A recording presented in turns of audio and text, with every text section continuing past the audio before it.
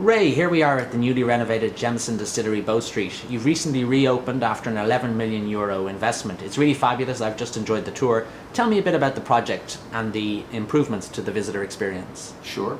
Well, our project started a lot longer than 6 months ago. We actually began to identify within our business that there were changes that we would like to make. And these were brought upon by the fact that we could see that people were coming in that had good knowledge of how whiskey is made, but they wanted to learn more about what made Jemison different. So we wanted to extend the experiences, the range of experiences that they could take part in. So in addition to our signature tour, which is now called the Bow Street Experience, we've also added on 2 more craft experiences. One is called the Whiskey Makers, which is a deeper immersion into the whole process of how Irish whiskey is made, and Whiskey Shakers, which is a really fun opportunity to develop your skills as a mixologist. Yeah. Both take an hour, and they really form a deeper experience for the visitor, for the whiskey advocate. And I've just seen them and experienced them, and it's very experiential, it's very interactive, and it's a lot of fun. Yes, it is, and we're delighted to see the reaction that everybody's having from it. It's brand new, we're only growing awareness at the moment, but it's a wonderful opportunity for people who particularly want to do something other than the main tour. But overall, yes, we spent €11 million on the refurbishment, and we have been closed since September of last. And how did you manage those 6 months that you were closed for the redevelopment and renovation? How did you manage the business in that time? Because obviously reopening on the 1st of March, yes, it was very ambitious. It was ambitious, but it's something you achieved. And have visitor numbers held up? Yes, they absolutely have. Well, initially we wanted to make sure that we could retain our core team. So we had deployed our team across the business. So some were working out in Dublin Airport Authority in the shop, others were working across the business in Fox and Geese and out with our sales team on the field. And then we had people working directly for the project in an administration environment.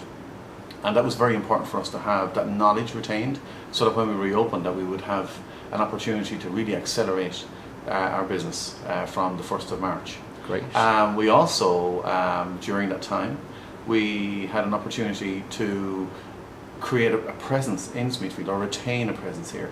And this is very important to us, particularly with our relationship with the community. So we had a kiosk, which is located right outside our doors. So for those who were unaware of the fact that we were closed and they come to our doors, we were able to meet them, explain what we were doing, and also redirect them to the Generator Hostel, where we had a pop-up tasting bar there for them. And also we collaborated with Christos restaurant across the way and across our courtyard, and we were able to provide a food and whiskey pairing opportunity there. Very as well. good. So Jemison retained a presence, if you like, an active presence Very in much so. Smithfield throughout the whole period. Very much so. It was very important to us that we didn't want to have any negative impacts by the fact that we were closed. And also we ran a competition which was called Jameson Sourface, which was really kind of an opportunity for people to take a social media snap, send it into us, and then the reward was that you would be invited back on our opening day. Yeah. So we had some very happy, lucky winners. Fantastic. From that social media competition. It's great to see new product and an improved product in Irish tourism, and it's great to have things such as here, things of international appeal and of scale to attract overseas visitors. There's been a major surge, of course, in Irish whiskey, Ray, both in terms of global sales, but also the opening of new whiskey visitor experiences here in Ireland. It certainly seems to be a product that is growing in popularity. We're in the middle of an Irish whiskey renaissance, and it's a really exciting time to be part of this industry, particularly in Ireland, because of the huge demand there is for Irish products, particularly Irish whiskey, around the world. And we're very much aware of the increase in sales for Jemison. We have enjoyed 27 consecutive years of growth around the world for our products. Phenomenal. And it's only getting bigger and bigger. The demand around the world for Irish whiskey is such that it's beyond our capacity to fill that requirement. So we're seeing a lot of new entrants into the market, which we're really excited to see, because the impact of that will be fantastic for the growth of Irish whiskey as an industry, both for exports and also for tourism. Absolutely. So it's wonderful to see associations like the Irish Whiskey Association being created to be able to really foster the development and support for this really spike in growth. And there's even an Irish whiskey tourism strategy now. Yes, there is. Yeah. So just to look at the performance there, in terms of the Irish whiskey tourism strategy the Irish whiskey strategy for visitor numbers, currently we're seeing about 600,000 visitors coming through, specifically here because of their love for Irish whiskey. And these are premium visitors coming to the country who are very willing to spend money and to buy, authentic products and really want to learn more about the story. So a great reflection of what Ireland has to offer. On the other side of that, because Irish whiskey is a global export, we have many people working as ambassadors to not only grow awareness of our products, but also of Ireland, so that we in time have every opportunity to become the number one destination as an Irish whiskey, or as a whiskey trail, because we see the models that are available in Kentucky and also in Scotland, and we have every opportunity to achieve that. Yeah. And how does the Irish whiskey, if you like, tourism experience compare to the likes of a Scotland, which would be known for Scotch and for whiskey distilleries? Is the Irish experience from the tourism perspective that bit superior, that bit improved?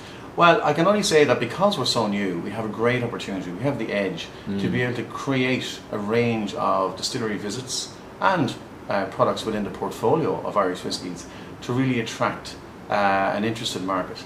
And, geographically as well, it's possible, for example, for a group of, whiskey enthusiasts to come to Dublin and to take part in 4 or 5 visitor attractions focused on whiskey, without having to travel long distances. And for those who have the opportunity and the time to travel around the country, there's so much opportunity now. And Owen, when back in 2013 there were only 4 whiskey distilleries in Ireland, which and is only 4 years ago. Yet now there are 16 more Remarkable. new distilleries in Ireland, which is fantastic. We really need to embrace this and to support. And all performing quite well. Absolutely. And another 10 with planning permission. So, we've come a long way in a very short period of time. But it's a quality. We've got to retain quality because we've built a reputation around quality. So it's very important that we retain that. Absolutely. And to make sure that we're known for that out there in the industry. Certainly we'd agree with that. You also, of course, as well as this fantastic Jemison product, you also have a very successful Jemison Visitor Centre in Middleton, just outside Cork. How has that been performing in recent times?